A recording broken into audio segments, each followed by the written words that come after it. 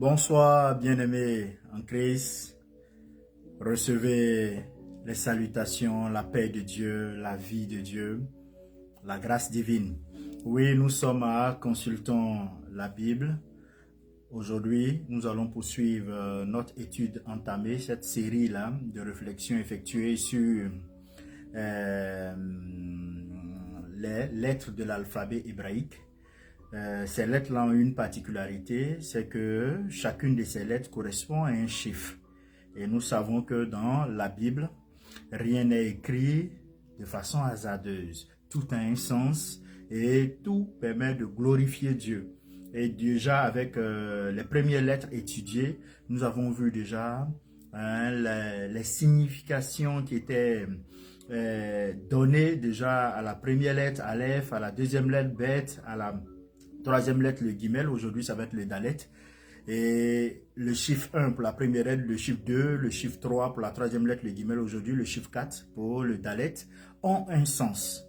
Et cela nous permet d'apprécier déjà les valeurs, les attributs de Dieu, le plan de Dieu pour notre vie, le plan de Dieu pour l'humanité. Depuis déjà, on va dire, l'ancienne alliance, ce plan-là était déjà défini. Ce plan-là annonçait déjà la nouvelle alliance dans laquelle nous sommes et dans laquelle nous vivons.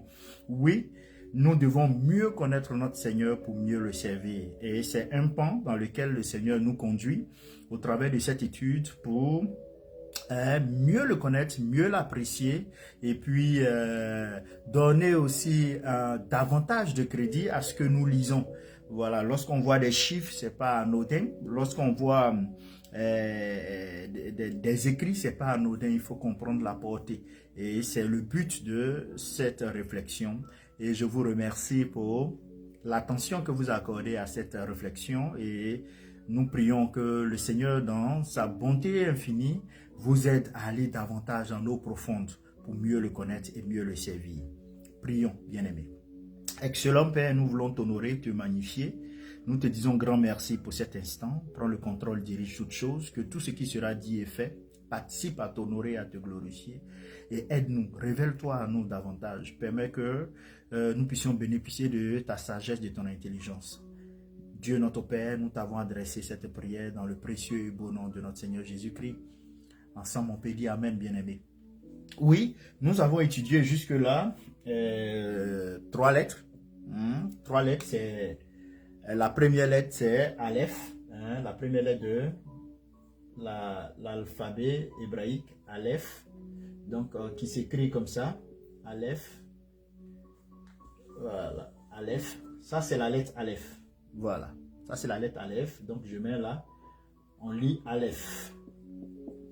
Voilà. Et ça correspond au chiffre 1. Voilà, ça correspond au chiffre 1. Et la seconde lettre c'est Bet, comme ça. Bet,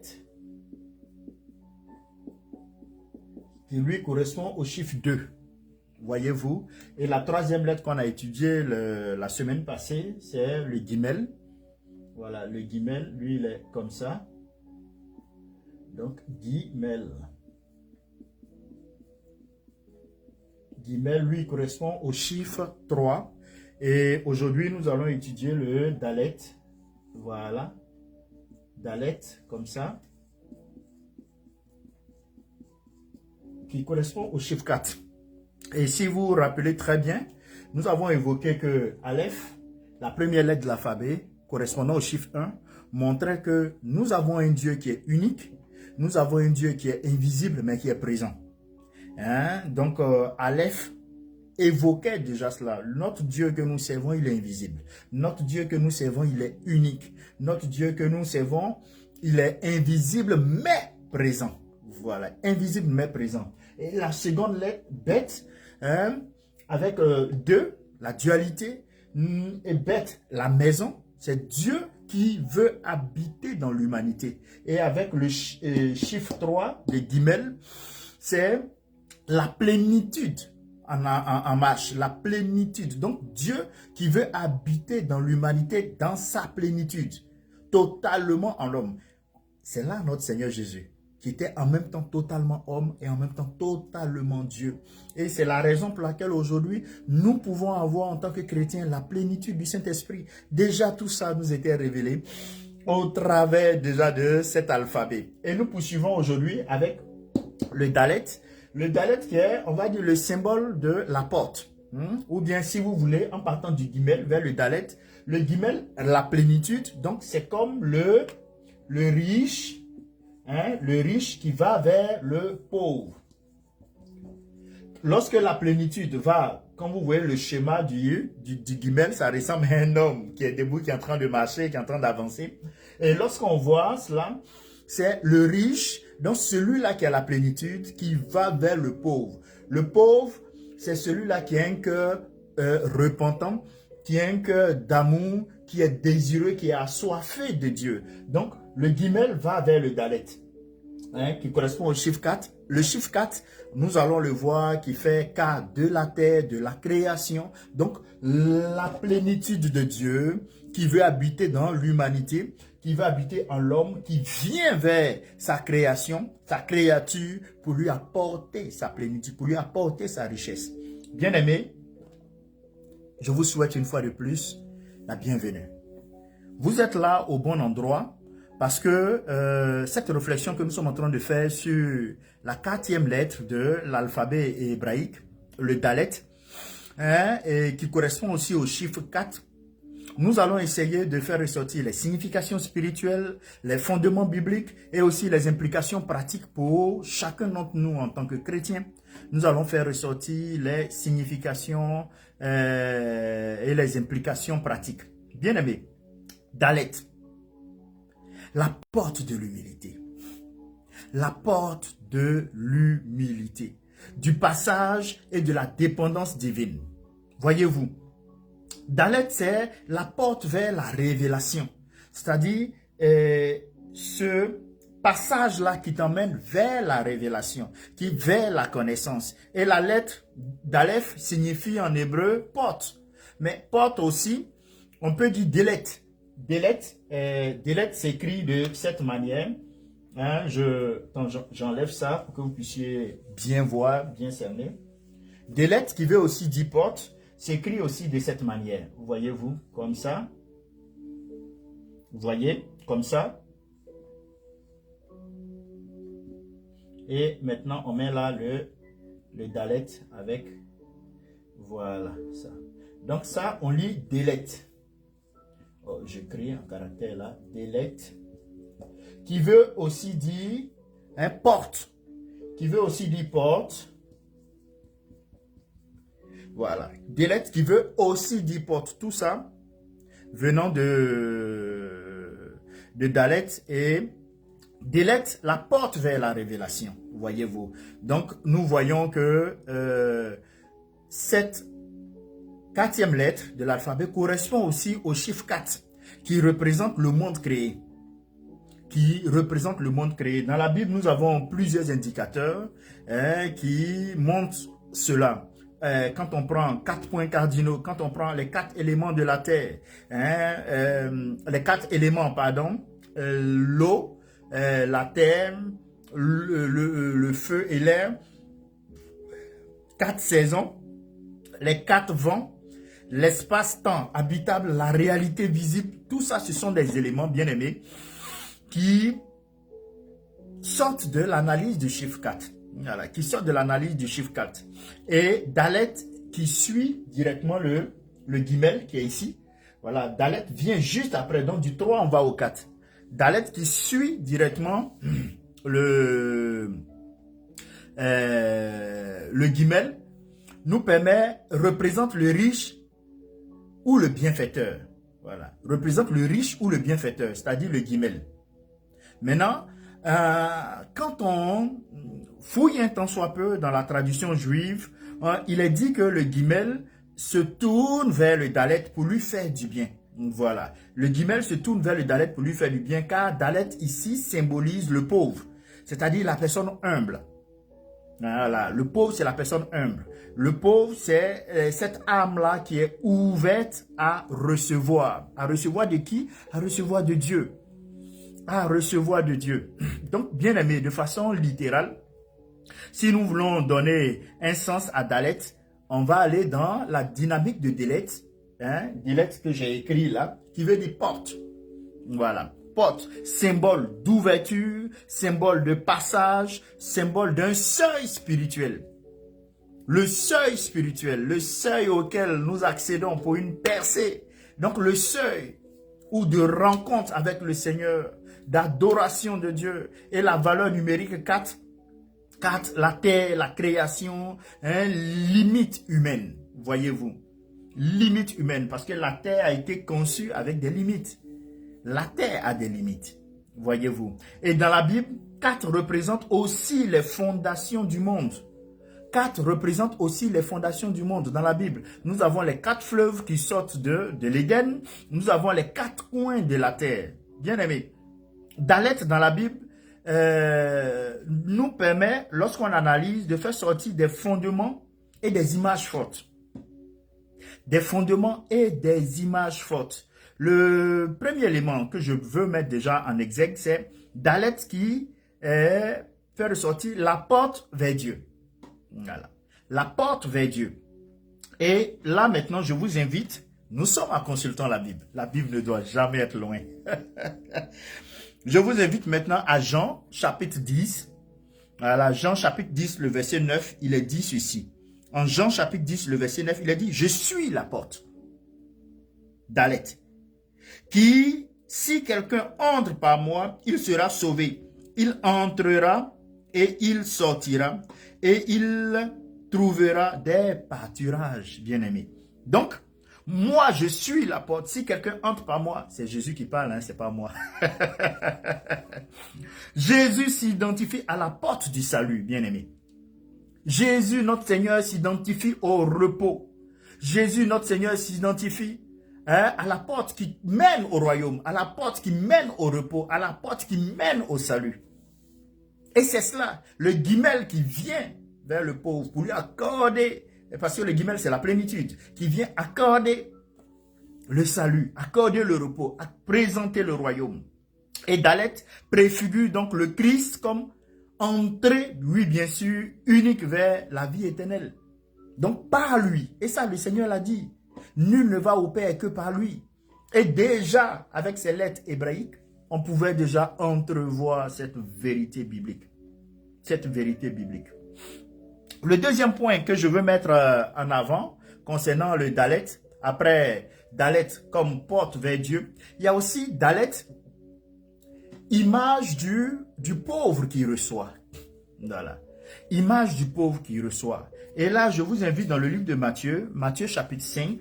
Allons ensemble, bien-aimés. Matthieu chapitre 5. Voilà. Matthieu chapitre 5, le verset... le verset 3. On y est. Parfait. Matthieu chapitre 5, le verset 3, il est dit, « Heureux les pauvres en esprit, car le royaume des cieux est à eux. » Heureux les pauvres en esprit, car le royaume des cieux est à eux. Dalet représente le cœur humble, conscient de son besoin, conscient de sa soif de Dieu, je peux ajouter cela. Donc, dans le symbolisme de l'alphabet, on voit Guimel, le riche, qui se tourne vers Dalet, le pauvre, pour lui donner grâce et secours.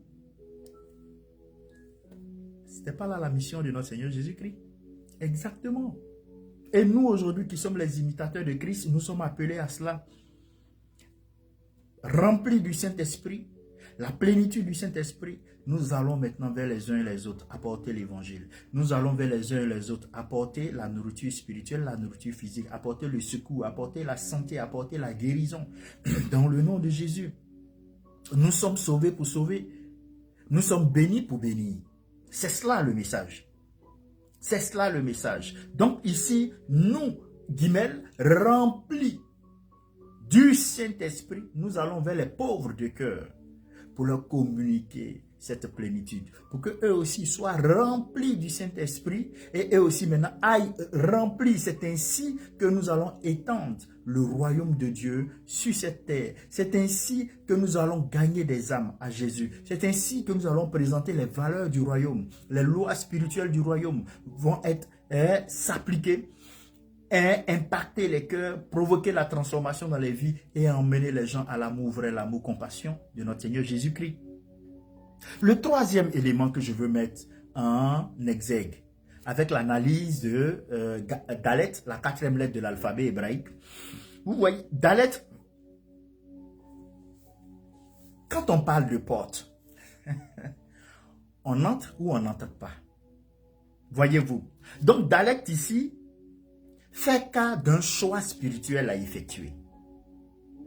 Ouvrir ou fermer. Ouvrir ou fermer. Vous allez me comprendre. Et pour que vous puissiez me comprendre, je vous invite dans le livre d'Apocalypse. Apocalypse chapitre 3. Voilà. Allons ensemble dans le livre d'Apocalypse. Apocalypse chapitre 3, le verset 20. Nous connaissons tous ce passage de cœur. Mais nous sommes à consultant la Bible. Allons ensemble. Apocalypse chapitre 3, le verset 20. Il est dit ceci. Voici, je me tiens à la porte et je frappe. Dalet. Maintenant, lorsque le Seigneur frappe, comme je l'ai dit, ouvrir ou fermer. Vas-tu ouvrir ton cœur, ta porte, pour que Dieu rentre, ou vas-tu fermer pour que Dieu reste dehors? Question imposée. Moi, je te conseillerais d'ouvrir. Il dit, si quelqu'un entend ma voix et ouvre la porte, j'entrerai chez lui, je souperai avec lui et lui avec moi. Quelle grâce! Quelle grâce! Donc, ce choix spirituel, ouvrir ou fermer, le Seigneur dit, notre Dieu, il respecte notre seuil. Il respecte notre seuil, le libre arbitre. Il n'entre que si nous ouvrons. Dieu n'entre chez toi que, même s'il est venu te faire du bien, le guimel qui va vers le dalet, c'est-à-dire le riche qui va vers le pauvre, mais il attend que le pauvre lui donne la latitude d'agir dans sa vie. Il attend que le pauvre se rende aidable. Il attend que le pauvre de cœur montre qu'il est assoiffé de Jésus-Christ. Et c'est ce que notre Dieu fait. Il dit, je me tiens à la porte, je frappe, bien-aimé, je frappe. Ouvre. C'est ça, toi, ta responsabilité, d'ouvrir, d'accepter d'ouvrir, d'avoir cette petite force-là pour aller vers la porte, tenir le poignet, ouvrir à Jésus, de repentir. Dis, Jésus, je t'invite dans mon cœur. Et tu verras que Jésus va rentrer.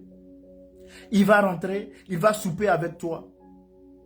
Dalet symbolise donc aussi le libre arbitre. Je l'ai évoqué tantôt. Accepter ou refuser la présence divine. Accepter ou refuser la présence divine. Bien-aimé,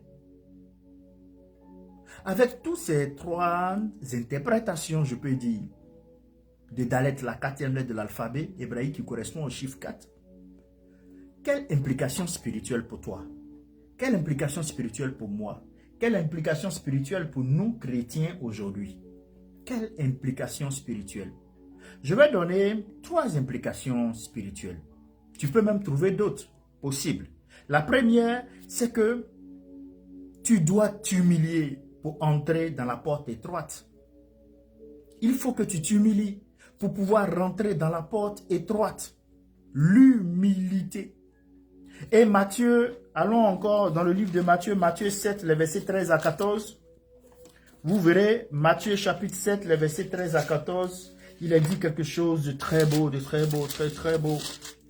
Matthieu chapitre 7, le verset 13 à 14, il est dit, « Entrez par la porte étroite, car large est la porte, spacieux est le chemin qui mène à la perdition, et il y en a beaucoup qui entrent par là. » Le verset 14 nous dit, « Mais étroite est la porte, resserré le chemin qui mène à la vie. Il y en a peu qui la trouvent, qui les trouvent, pardon. Il y en a peu qui les trouvent. » Voyez-vous, Dalet nous appelle à l'humilité. Et toi, tu es appelé aujourd'hui à l'humilité, à la simplicité et à la consécration. À l'humilité, à la simplicité et à la consécration. Bien-aimé, la porte du royaume n'est pas l'âge. La porte qui mène au royaume de Dieu n'est pas l'âge, mais accessible au cœur contrit. Cette porte-là n'est pas l'âge, c'est vrai, mais elle est accessible au cœur contrit, au cœur repentant, au cœur assoiffé de Dieu, au cœur aux amoureux de Jésus-Christ, aux personnes qui aiment la sanctification, la vérité, la droiture, qui aiment marcher dans l'obéissance et la foi en Jésus-Christ. À ceux-là, la porte du royaume, bien qu'elle soit resserrée, ils arrivent à avoir accès. Donc, humilité, simplicité et consécration. La deuxième implication, c'est être une porte aussi pour les autres.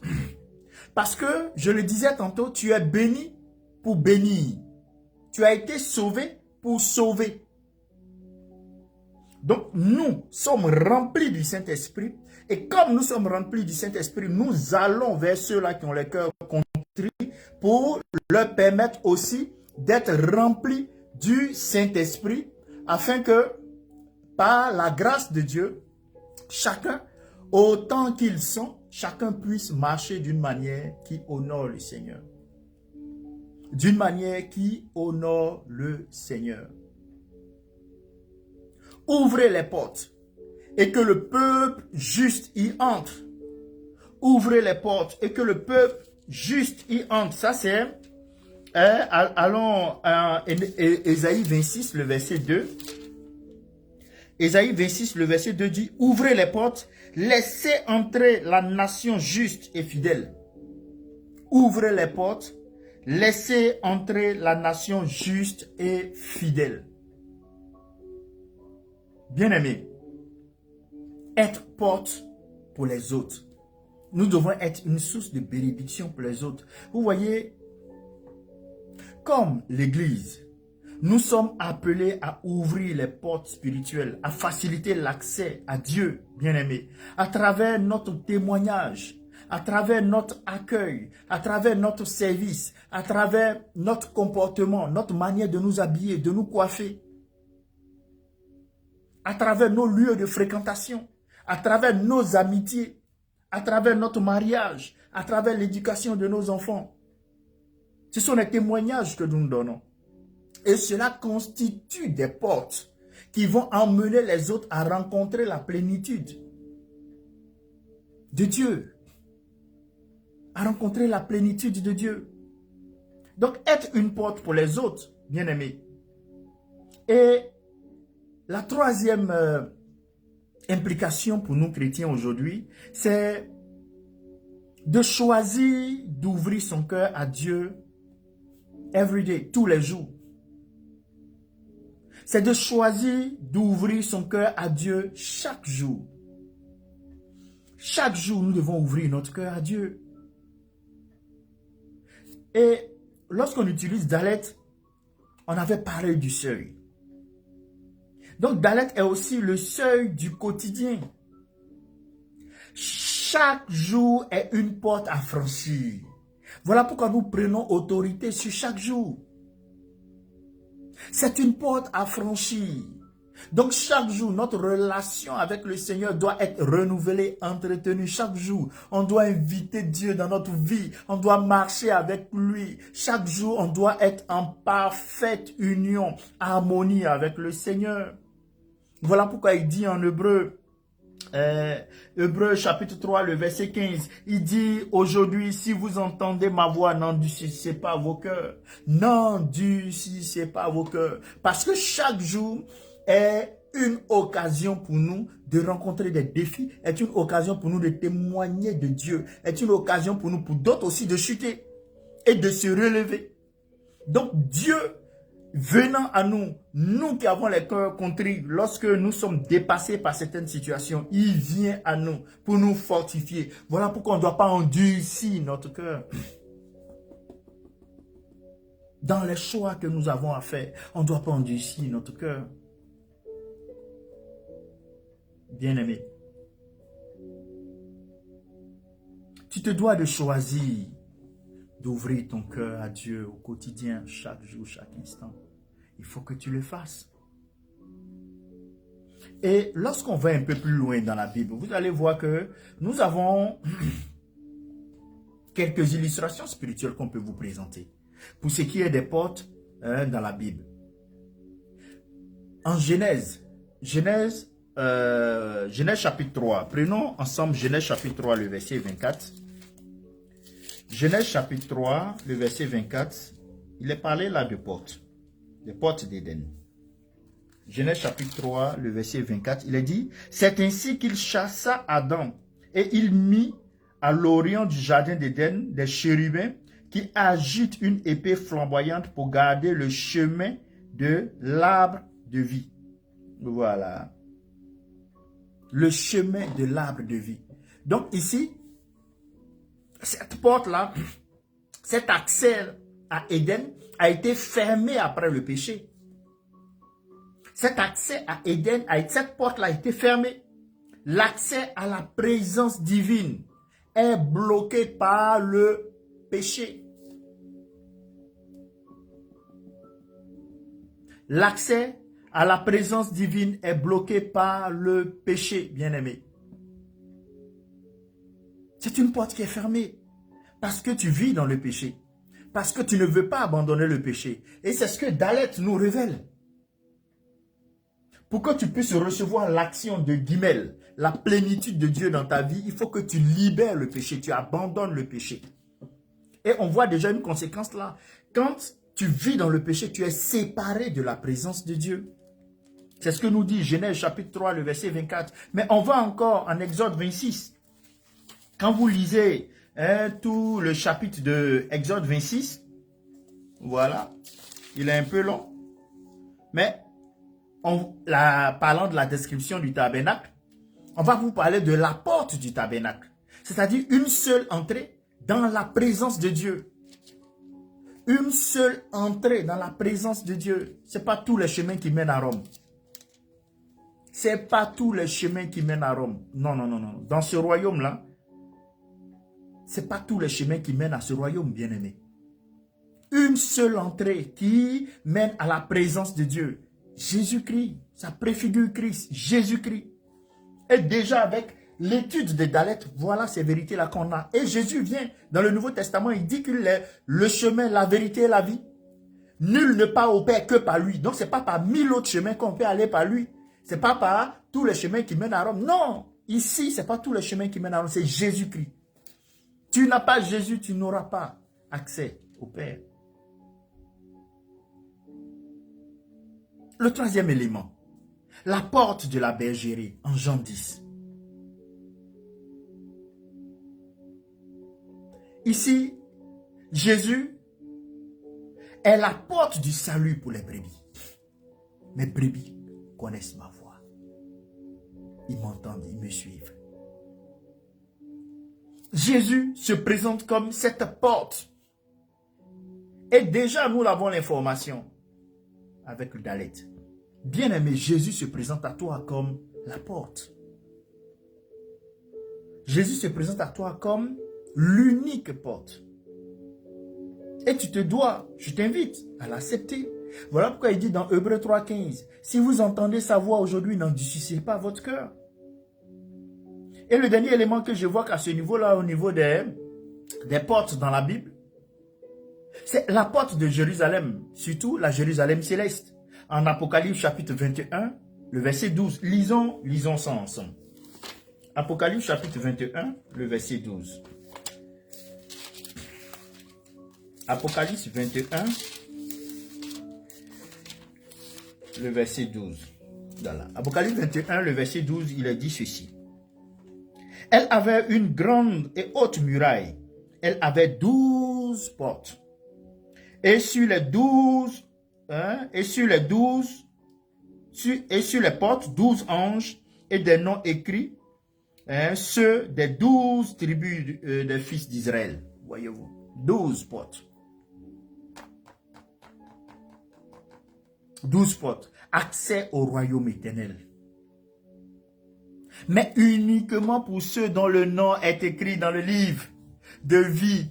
Et pour que ton nom soit écrit dans le livre de vie, c'est que tu es passé par la porte Jésus. C'est que tu es passé par la porte Jésus, bien-aimé. Tu es passé par la porte Jésus. Bien-aimé. Encore, la dernière fois, j'avais parlé du psaume 119 qui faisait quand même du guimel, mais aussi le psaume 119, surtout le verset 25, va encore vous donner beaucoup d'informations sur les Daleth. Beaucoup d'informations sur les Daleth. Mon âme est attachée à la poussière. Rends-moi la vie selon ta parole. Le psaume 119, le verset 25. Mon âme est attachée à la poussière. Rends-moi la vie. Pas à ta parole. Pas à ta parole. Vous voyez, c'est une porte. Pas à ta parole. L'auteur là s'identifie comme poussière. Humble. Donc, Daleth. Humble. Faible. Pauvre d'esprit. Maintenant, qui attend, hein, qui frappe à la porte de la parole pour recevoir la vie. Donc, il ouvre son cœur et se met dans les dispositions pour recevoir l'aide du guimel, qui recevoir l'aide de la plénitude du Saint-Esprit. Bien-aimé, j'aimerais avec vous réfléchir. Regardez un peu. Daleth m'invite à me poser à moi-même et à vous plusieurs questions. Je vais dans un premier temps me poser la question, je vais vous poser aussi la question. Lorsque j'étudie Daleth, cette 4e lettre de l'alphabet hébraïque qui correspond aussi au chiffre 4, suis-je une porte ouverte ou fermée à Dieu? Es-tu une porte ouverte ou fermée à Dieu, bien-aimé? Est-ce que je connais mon besoin de grâce? Est-ce que toi, tu connais ton besoin de grâce? Suis-je disposé à humilier mon cœur pour passer par la porte étroite? Est-ce que tu es prêt à t'humilier, humilier ton cœur, te repentir pour passer par la porte étroite, avoir accès à Jésus, pour que Jésus vienne habiter à ton cœur? Est-ce que Dieu peut passer par toi pour bénir les autres? Est-ce que tu ne vas pas être toi une source de rétention de bénédiction? Est-ce que je ne veux pas être une source de rétention de bénédiction? Des interrogations que le titre de Daleth nous révèle. Bien-aimés, Jean chapitre 10, le verset 9 que nous avons lu tantôt. Jésus est la porte. Dans Apocalypse chapitre 3, le verset 21 et le verset 20, j'y suis même. Jésus frappe à ta porte. C'est-à-dire, Dieu frappe à notre porte.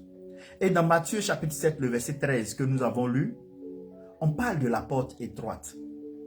Dans le psaume 24, le verset 7, porte, élevez vos linteaux. Dans le psaume 119, 25, mon âme est attachée à la poussière. Voyez-vous, il te faut franchir la porte du royaume chaque jour. Il te faut franchir la porte du royaume chaque jour.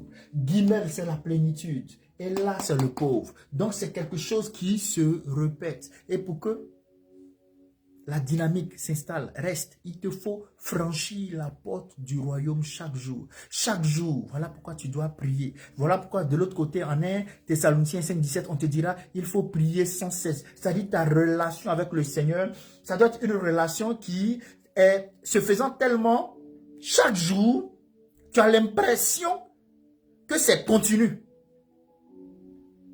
Mais regardez un pneu de voiture ou même de vélo tourner. À un moment donné, vous avez l'impression même que le pneu ne tourne pas.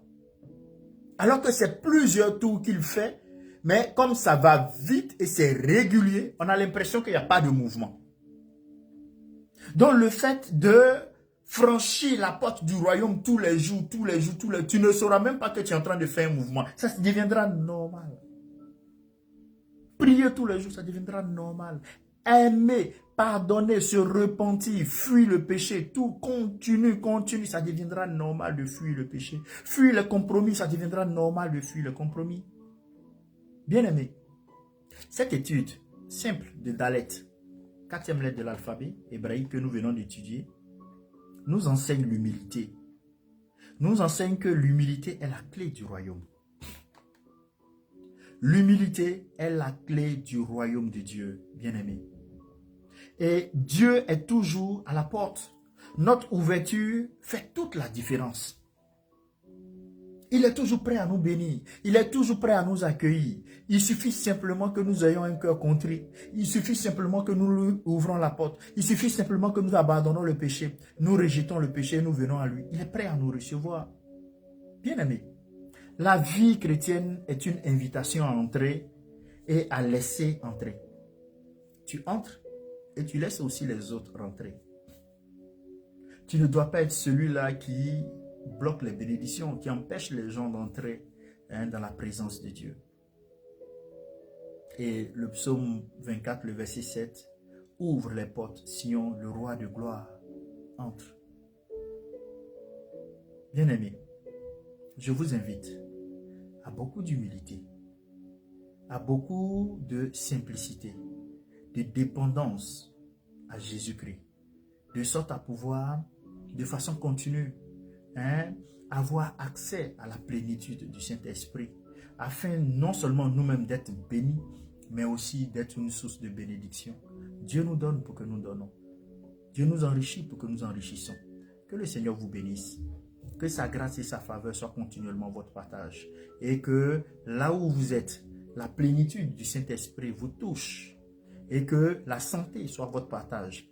La délivrance soit votre partage. Le réconfort soit votre partage. La paix soit votre partage. Les ossements soient votre partage. Pour que vous aussi en retour, vous fassiez ce qu'il faut pour que des personnes autour de vous, dans vos nations, sur le continent, sur le globe, dans les différents pays, dans les différentes campagnes, dans les différentes provinces, les différentes régions, les différentes villes, chacun soit béni. Oui, bien-aimés, nous avons été bénis pour être une source de bénédiction, pour propager, annoncer l'évangile aux extrémités de la terre.